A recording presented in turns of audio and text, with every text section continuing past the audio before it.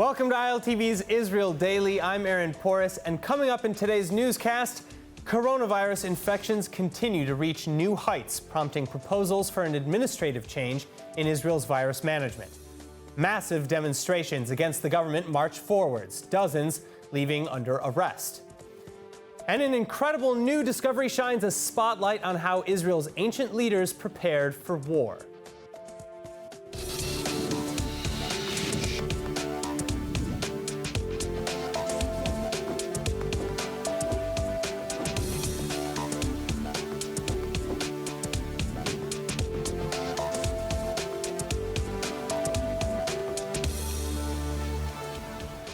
Things seemingly going from bad to worse to even worse than that each day. New coronavirus infections continuing to break records and with little organized response from the government. So with dramatic projections for the next few weeks, Foreign Minister Gabi Ashkenazi is now calling on the coalition to take a step back and let the army do its thing. אני אומר לשים את האגו בצד, אני אומר מה אנחנו צריכים לעשות. למי אתה אומר את זה? אני אומר את זה לביבי, אני אומר את זה לציבור. אתה אומר לשים את האגו בצד, אדוני. אני אומר שצריך להעביר את האחריות למערכת הביטחון לכל מה שקשור לטיפול באוכלוסייה. בשביל זה יש את פיקוד העורף. זה מה שאנחנו אומרים. Speaking with Ynet News, Israel's foreign minister saying that the health ministry has failed in its task to keep the coronavirus at bay, and that a change in management favoring the armed forces is expected this week. This as the IDF reports troubling projections for the coming month of August. The army saying that if there isn't a major change in the spread of the pathogen, then serious cases will rise by dozens per day, leading to hundreds of deaths. Israel's military, specifically the Home Front Command, is trained to help during missile attacks, natural disasters, and to keep the population informed during war and crisis. Foreign Minister Ashkenazi now suggesting that the Home Front Command also take on COVID-19 testing and contact tracing. Likud MK and Deputy Health Minister Yoav Kish slamming Ashkenazi's proposal, saying there's no ego element here and that asking soldiers to stop and question people may lead to very serious and sensitive confrontations. Still, as authorities debate, the pandemic works its way through the population. Roughly 10,000 new infections in just the past week, bringing the number of active patients in Israel to over 30,000 for the first time. The death toll likewise rising to 430. Jerusalem remains the city with the highest number of active COVID-19 cases, followed by Bnei Brak, Tel Aviv, and Ashdod in that order. The contagion rate now at a massive 8%. Looking at the numbers, Israeli experts warning that the country is some 3 weeks away from total collapse. Some saying the real issue isn't equipment shortages, but rather having enough people to operate the life-saving devices like ventilators. And once again, that warning that a nationwide lockdown is the only truly effective solution left. So despite the debates and the back and forths, the latest coronavirus restrictions still fall far short of any meaningful closures. So has Israel simply given up on trying to flatten the curve of infections? Joining us to answer is Deputy Speaker of the Knesset and Chair of the Subcommittee on Foreign and Public Relations, Likud Knesset member Sharren Haskel. Knesset member, thank you so much for being with us. Now, you know, the number of people infected with coronavirus is rising daily, but there is still no clear government policy regarding the steps needed to ensure that we don't lose control. Why are there no clear guidelines like during the first wave of the virus? Well, there is a policy, and we are following it. And obviously, the amount of people who are infected with COVID-19 and the amount of people who die, unfortunately, from COVID-19 or are in the hospital, really bad cases, is changing on a daily basis and on a weekly basis as well. And therefore, you have to curve yourself as well with the severity of the spread of this disease too. It means that we have to be flexible too.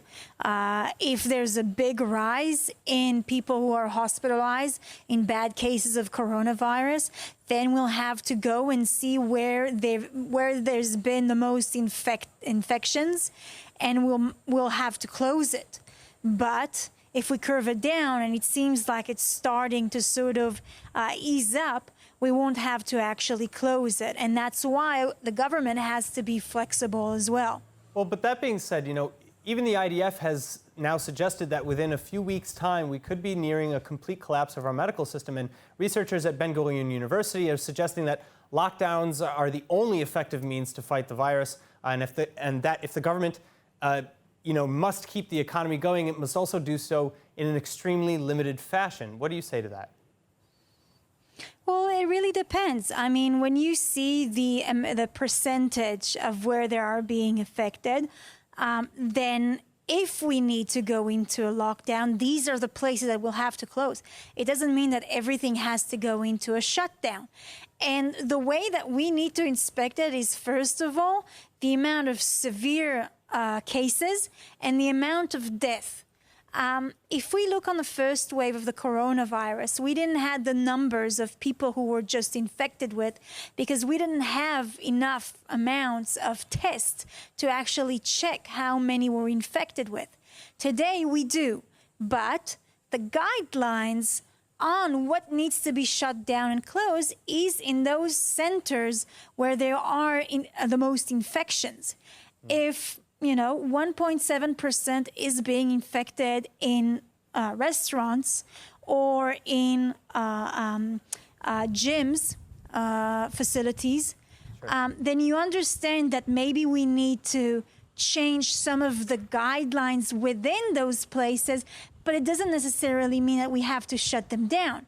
If you see that in schools there's been a 30% or 20% infection, then you have to go and see which schools have been infected or were the worst case of infections, and how do we treat it so that in September we can actually go into a normal routine of education as well. All right, now many businesses and workers in Israel have been out of work in recent months. Meanwhile, the only monetary plan has not yet quite been approved, and it only really offers payments of just 750 shekels per person for individuals. And again, that's without knowing exactly which recipient is in the most need and which is not. What else is in the works? What's being done?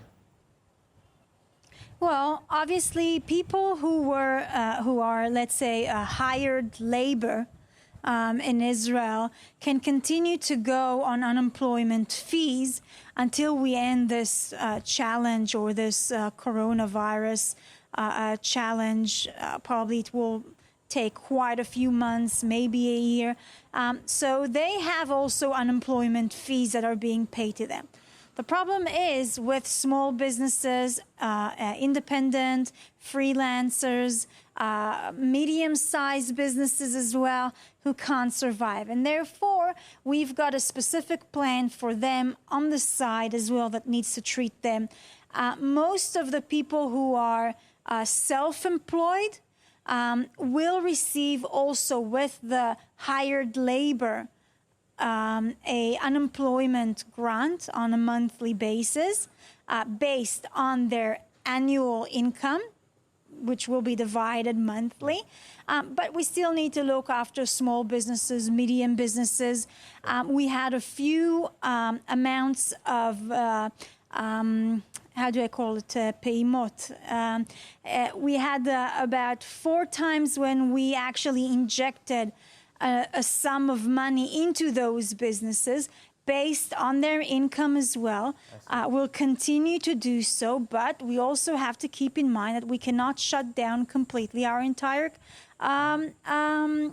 economy. Sure. Right. This is something that we'll probably have to live with for an entire year. Wow. All right. Deputy Knesset Speaker Sharon Eskel, thank you so much for being with us. Thank you very much.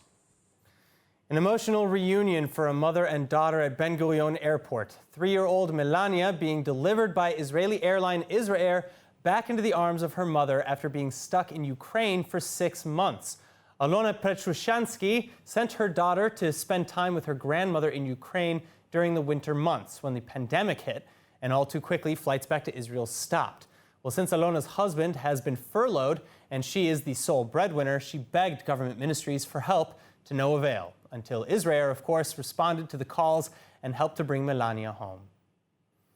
All right, the COVID-19 crisis is wearing on the nerves of Israelis, with public outrage not showing any signs of desisting. Today, the Knesset voting in a controversial law granting government powers to impose wide-ranging restrictions to curb the coronavirus pandemic through June 2021.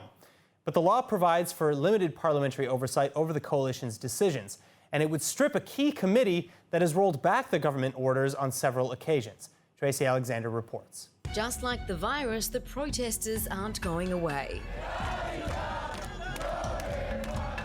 Thousands of demonstrators rallying in Jerusalem against the government's handling of the coronavirus crisis. Outside the Knesset, some climbing on top of a statue of the menorah, a state symbol. These Israelis are demanding better state aid, taking to the streets in almost daily demonstrations.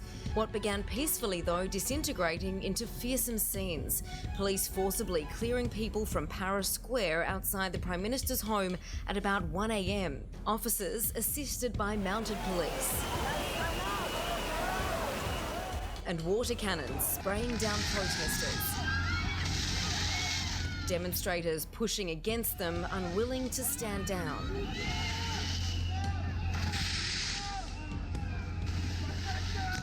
Police say at least 34 have been arrested for breaking the peace and attacking officers. Knesset Speaker Yariv Levin taking to Facebook to call for the arrest of a woman who posed topless atop the menorah statue, saying no country in the world allows the degradation of its symbol like this. Before this, though, protests were marked by music and drums. Some chanting no to violence, others dancing, with demonstrators threatening to stay in the streets all night.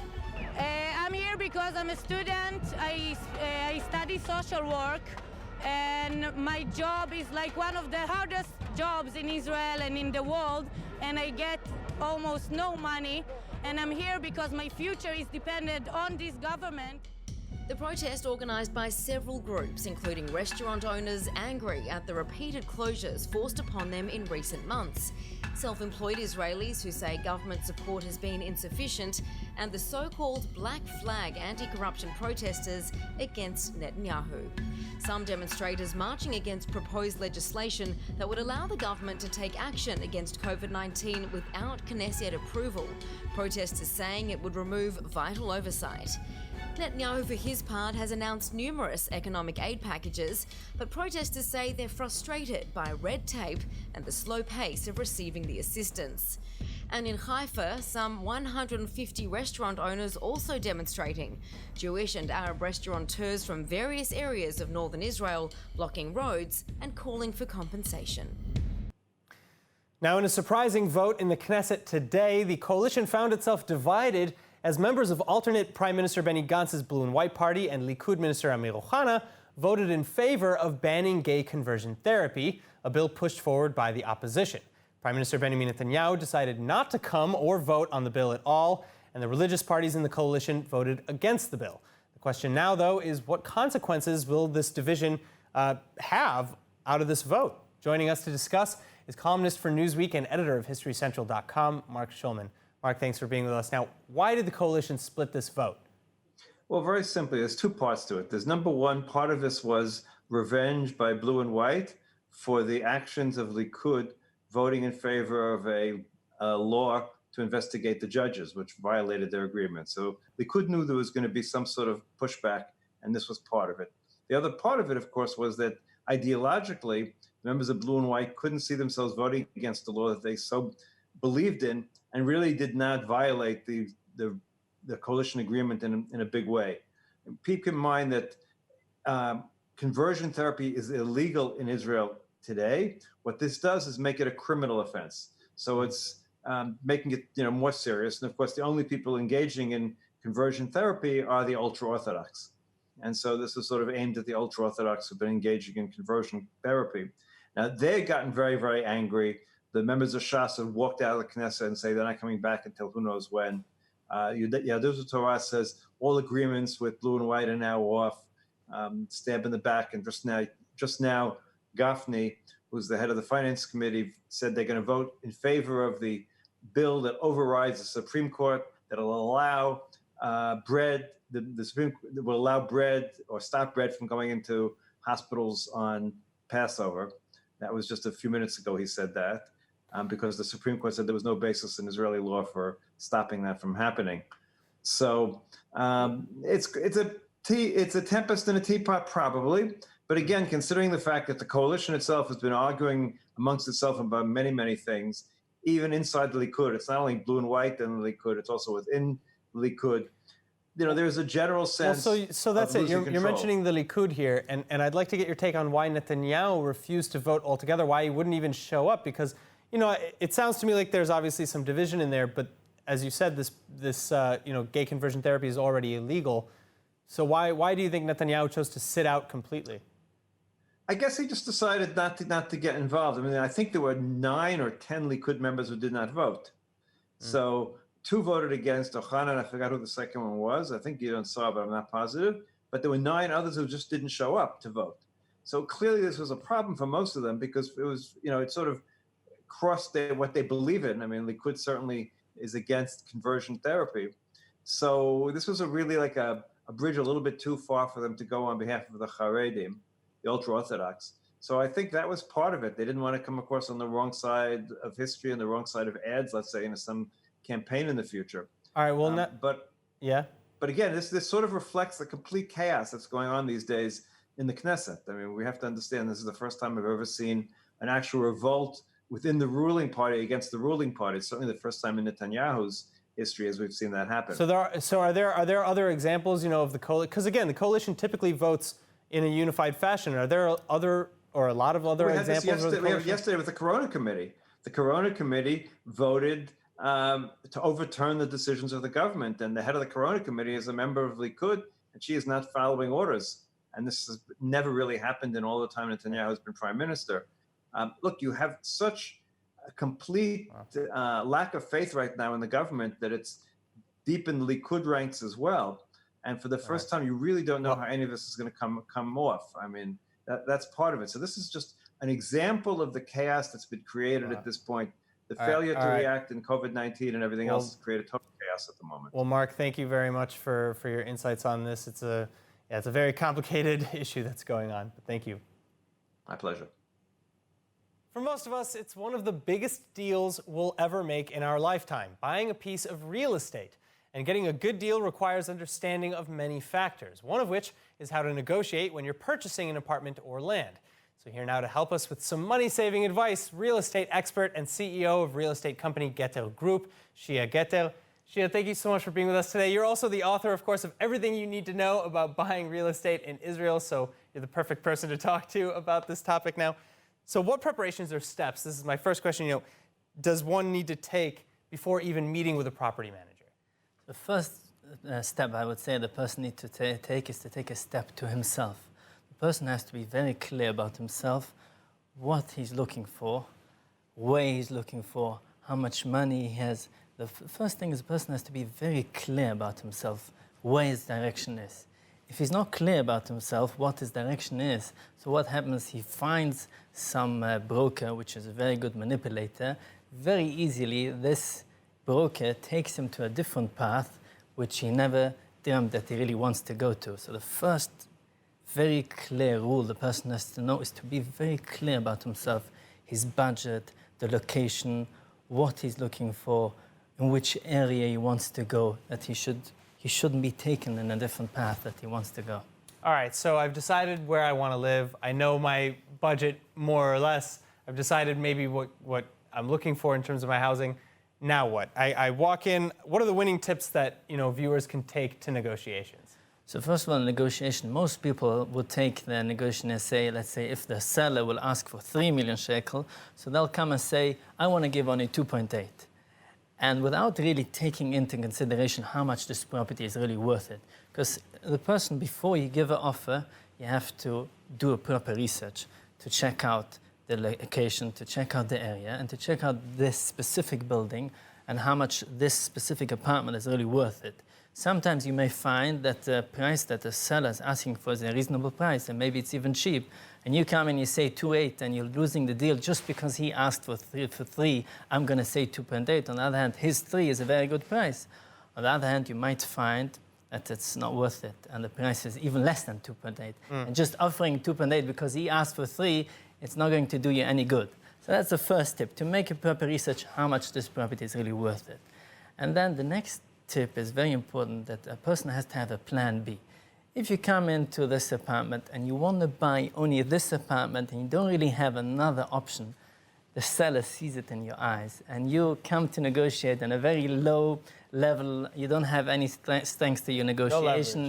No leverage, and he takes it forever he wants to take it. All right, so is there a situation in which, everybody wins, in which the seller and the buyer both come out getting everything that they want? And, how do you get to that point? It's very important. It's very important that every deal should be a win-win.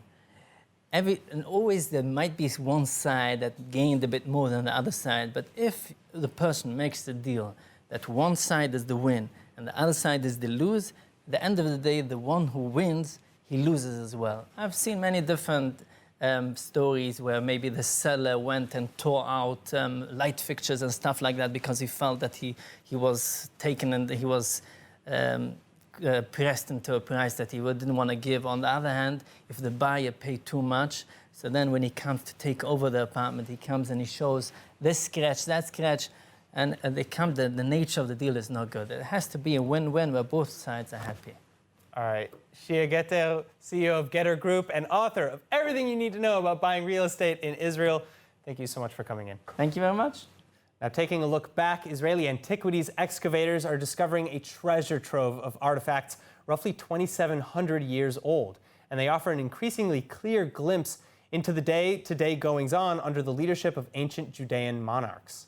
מבנה יוצא דופן גם בגודלו וגם בסגנון הבנייה שלו מסוף תקופת הברזל לפני 2,700-2,600 שנה, שייתכן שהיה קשור באיזושהי פעילות אגירה במחסנים גדולים שקשורים לפעילות המנהלתית של ממלכת יהודה. As with many archaeological sites, this dig begins with the land authorities' initiation in advance of construction of a new residential complex in the Arnona neighborhood of Jerusalem. But unlike many excavations, this site has revealed a huge host of discoveries. אנחנו נמצאים בקצה של המבנה הממלכתי, מימי ממלכת יהודה. אפשר לראות פה אבני גיר גדולות, מסוטטות. די ברור שכזה מבנה, בכזה גודל, עם כאלו אבנים, זה מבנה ציבורי.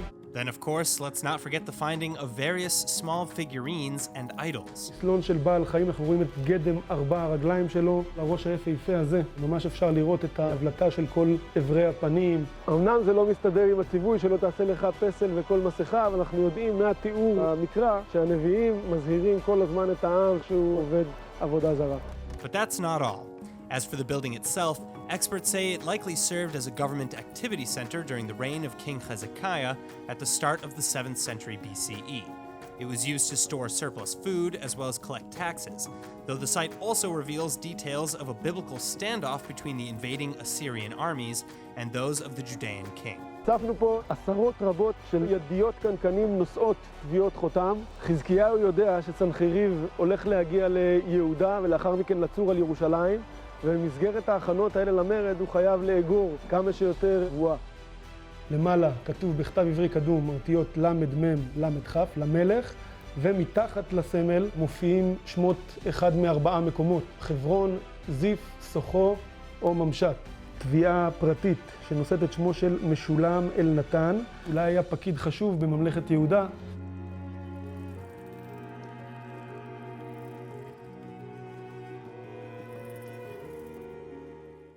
All right, let's take a look at the weather forecast now. You can expect little to no changes from yesterday, with lows tonight sitting at an average of 72 degrees Fahrenheit or 23 degrees Celsius.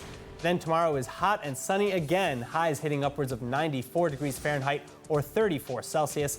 Eilat in the south, of course, reaching higher with top temperatures of about 106 Fahrenheit or 41 degrees Celsius. And now before we go, let's take a look at what's going viral in Israel.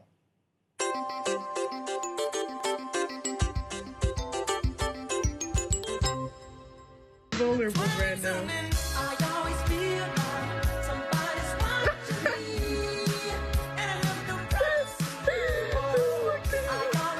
I love that reaction.